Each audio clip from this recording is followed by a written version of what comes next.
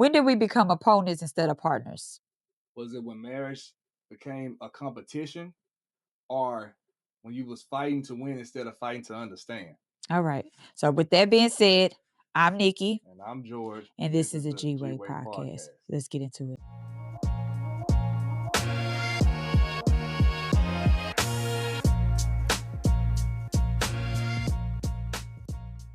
How y'all doing today? Hey. We hit back with another episode. And this episode today topic is when marriage feels like a battlefield, fighting the problem, not each other. Right? So we're going to talk about that on today. So the first part of that is why marriages sometimes feels like war. And y'all see we got on our camo, fatigue, whatever you want to call it, because marriages are in a war these days. And we on the battlefield for one another. And we're going to talk about that on today. Okay, why marriages sometimes feels like war, right? Because it is emotional wounds, miscommunication, pride, silent resentments, lack of emotional safety, outside voices. I said outside voices, spiritual attacks on unity, right? Couples just don't fight each other. They fight stress. They fight life changes. They fight trauma. Mm-hmm. They fight old wounds. They fight temptations, pressure, exhaustion, outside influences, and spiritual battles. And when couples don't recognize the real enemy, that's when they start to see each other as the enemy. Wow. Right. And that's crazy because when you're not recognizing it, it's like a issue, right? When you don't see it, it's like, okay. Then the next part is signs during a marriage war zone. It's a war zone, right? And that's because you have every conversation is turned into an argument. Like every time y'all talking, somebody getting annoyed, somebody having an argument, it turns into an argument out of little bitty situation, right? Small stuff. Defensiveness instead of listening. And I know with me and George, he be more in the defense mode sometimes. And then that's when I know it's about to be a problem. And I'd be like, not today. We're not going in for it, right? Then keeping score. Some people try to keep score on him, how many times they win an argument or anything. That's not a good thing to do. Yeah, because we don't keep score, right? Yeah, not at all. Because I mean, we on the same team, so we playing the same game, right? Then losing softness and compassion and safety in the relationship. When you lose when you lose things, softness, like let's say softness is when, especially with the men, when they feel like you being too soft. Like me, when the other men, when they around the other men, they be like, "Oh, you with your woman? You doing too much? You letting her soften you up? You ain't standing up." That's when it causes a war in your marriage, right? And then emotional withdrawal, when you're not even showing your emotions, like when you just letting it all be closed up, not being open, and letting your person know how you really feel. That could cause a lot of issues, right? And that goes into the truth. The spouse is not the enemy. And that sometimes we start thinking our spouse is our enemy when that's not the case, right? And so the real battle is the issue, not the partner, right? So what I just said is the real battle is the issue, not your partner. Most times. Now I don't know in other people's marriages, maybe it might be something else, but most of the times, y'all, that's what it is for me. The real enemy is division, ego, and misunderstandings. So a lot of people have egos, which come play a part. That comes real bad when it's especially in a marriage relationship. You can't have an ego because you really not gonna be feeling like you got to bow down or respect or agreeance, whatever it is, because you want to have your ego and your pride. Like I'm the one. I don't have to listen to nobody, and that's you shouldn't even be. That's part of being committed or having a commitment. When you have to share your space, you can't do that, right? Yeah, the egos make you too cocky, and you too cocky. Be so cocky in no relationship. So why couples forget they're on the same team? Yeah, right. That you can be in a sense of not even realizing that we're on the same team at the end of the day because we want the best for both of us. So you might end up forgetting that. And we about to talk about that. And before we do that, we're going to get into George. valuable notes. Let's go, y'all. George. It's my little session where I get to share my notes with y'all. Okay, my first note for today is make sure you explain your feelings and things that bother you to your spouse. Make sure to speak whenever something bothers you. And when I say that is, I say don't try to always sweep things under the rug. Make sure y'all can be able to talk about something. If certain times is not the right time, make a time to where you can at least speak to your spouse about what's bothering you or what hurt you, and to where y'all can fix it and compromise. Okay. Okay, my next one. Don't stop showing respect to your spouse. Continue to do the same things you did when you first met your spouse. A lot of us did a lot of stuff when we, first meet a female. Y'all be all whiny donny, trying to whine and dine us, make us doors. Do all that. Keep that same energy. Keep that. On the first date. Let's keep that same energy. Pay for the meal. Yeah. Make sure she got a, stuff together. Y'all be doing that thing. Asking if she good, straight, like all those things. So if y'all been in a relationship for a long time, think about what you did when you first met her, and keep doing those things. Okay. And my last one, make a balanced amount of time to do nice things for one another. Things such as body massages, right? Oh yeah. Buy nice things for one another. Basically, just keep making sure your spouse knows that you are that special person for them. Okay. So that's what I want to leave with y'all today. Like I said, this is my notes. And this all right, y'all give it up. George Valuable Notes. Appreciate it, y'all. All right, so y'all know it's already that time where we get into nothing but the real. Let's go. Okay, so we talked about marriage in a war. So how to stop fighting each other and start fighting together. Yeah. So we're gonna put y'all on the same battlefield, right? At this point. So now we have the first thing we say is attack the problem, not the person. So that means attack whatever you feel like causing a conflict or causing a war between you and your spouse. Don't attack each other. Attack that whatever it is.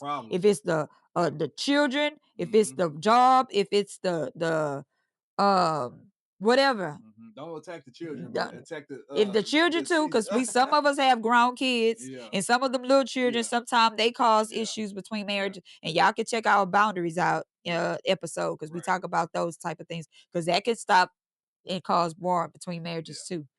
Blended families, all of those things. So it can we not saying beat them or none of that, but we saying let them like work that out. Fix and that don't attack each other, because it's something that's causing that issue.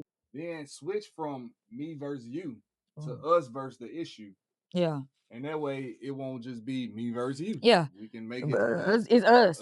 Like whatever you feeling or whatever George have going on, we gonna fix it together. Like like for instance, if he dealing with an issue, it's my issue. Right? Because at this point, we in the same house, so we not about to have that issue affect what we have going on. So we gonna make that issue us. It's never gonna be, oh yeah, you just deal with that. Start dealing with that issue together. Then lower your weapons. The weapons that we put for that is the tone. Yeah, we gotta lower the tone. Yeah, tone. Yeah. Right? The attitude and the pride. So these things can really, really cause an issue when it comes to having a war in your marriage. And especially with the tones with me and George, because that's why I looked at him when I said tones, because that really be a trigger when we do time. Like when we having a disagreement and he feeling like he all the way right, and he come be like, and the tone go up, I be like, hold up, nah, we're not about to do that. Like we gonna have to fix that, right? Right. And so with me, I would say the attitude. Those are the things that kind of trigger me when she be like, I don't care. I don't want to hear that right now. Yeah. And then it's the when I come off with that attitude, then I'm gonna get attitude. Yeah, because it'd be like the tone starts the attitude. Because if his tone makes me get into an attitude. All right. So these are the things that y'all want to stop from happening. So y'all cannot have the issue going on, right? I'm not gonna say you're never gonna have it going on, because it's part of marriage, right? And then build teamwork in conflicts. So if y'all have an issue, we got to be able to build the teamwork. That's when we cause go into a teamwork situation. Like we're not about to just have a conflict just lingering around. You We gotta be about able to to work it. work through that. We about to talk about it. All right. All right, then set battlefield rules. No yelling, no disrespect, or no assumptions. Wow. Yeah, Yeah, those let's are talk tough about things. those, Yeah, right? yeah, yeah, yeah. Cause yelling is always there. Yeah, I the don't yelling know. gonna happen, right? Yeah, I don't know Because who don't yell. every time Yeah, one or the other think they right and the other one think is wrong, it's gonna probably be probably a little attitude going on, right? And then we say no disrespect and no assumptions. Talk to your person. Like before you get to those problems, it takes a while to grow into that. If you're not there yet, just look forward to doing that.